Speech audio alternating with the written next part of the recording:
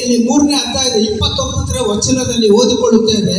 ರೋಮ ലേഖനം അതിന്റെ 3-ാം അധ്യായം അതിന്റെ 29-ാം വാക്യത്തിൽ ഇങ്ങനെ പറയുകയാണ്. रोमियो 3:29 में ऐसे बताया हुआ है, ದೇವರು ಯಹೂದ್ಯರಿಗೆ ಮಾತ್ರ ದೇವರಾಗಿದ್ದಾನೋ ಅನ್ಯ ಜನಗಳಿಗೆ ಸಹ ದೇವರಲ್ಲವೇ?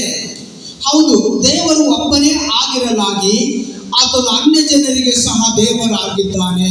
ഇവിടെ ഇങ്ങനെ വായിക്കുകയാണ്, ദൈവം യഹൂദന്മാരുടെ ദൈവം മാത്രമോ ജാതികളുടെയും ദൈവമല്ലയോ? അതെ, ജാതികളുടെ ദൈവമാകുന്നു, ദൈവം ഏകനല്ലോ എന്ന് വായിക്കുകയാണ്. कोई वचन में वैसे लिखा है, मतलब परमेश्वर ये सिर्फ यहूदी का परमेश्वर है क्या? नहीं, जाति का भी परमेश्वर नहीं है करके बताया हुआ है.